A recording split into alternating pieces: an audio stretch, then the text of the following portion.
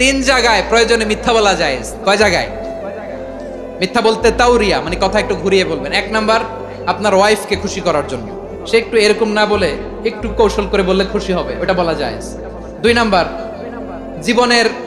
জীবন মরণের ব্যাপার, জান বাঁচানোর জন্য একটু কৌশল করে ঘুরিয়ে বললেন, এটা জায়েজ। তিন নাম্বার, দুইজন ঝগড়া লাগছে, তাদেরকে মিলিয়ে দেওয়ার জন্য কৌশল করে একটু মিথ্যা বলা, ঘুরিয়ে বলা জায়েজ। দুইজনের মধ্যে দেখলেন যে সম্পর্ক খারাপ, একজনরে বললেন, ভাই সে তো ওই দিন আপনার ব্যাপারে অনেক প্রশংসা। কি আমার ব্যাপারে প্রশংসা? তার সাথে তো আমার মারাত্মক সম্পর্ক। কি বললো? এই বললো আপনি নাকি এই করছেন ওই করছেন, অনেক প্রশংসা। লোকটার মন খুশি হয়ে যাবে তার ব্যাপারে, ঠিক কিনা?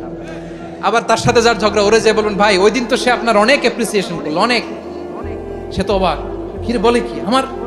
এই যে দুইজনের ব্যাপারে দুইজনের একটু ভালো ভালো কথা বলে দিচ্ছেন, একদিন দেখবেন রাস্তা দিয়ে হাঁটার সময় একে অপরকে সালাম দিয়ে ফেলছে, সালাম দিয়ে বুকে জড়ায় ধরছে, আছে না নাই? আবার মিলমিশ হয়ে গেছে। কিন্তু আমাদের স্বভাব হইলো, দুই প্রতিবেশী যদি একসাথে বসে একসাথে হাঁটে, দূর থেকে দেখলে আমাদের জলে, আছে না নাই? ঘটনা কি? এই দুইটার মধ্যে এত মিল কে? এই দুইটার মধ্যে গিরিঙ্গি লাগানো যায় কিভাবে? হ্যাঁ, এই বন্ধুত্ব ফ্রেন্ডশিপ নষ্ট করা যায় কিভাবে? এরকম মানসিকতা সবার না, আমাদের অনেকের মধ্যে আছে না নাই? আল্লাহর কাছে তওবা করেন, এই মানসিকতার যেন আমরা না হই, আমরা মিলিয়ে দিব।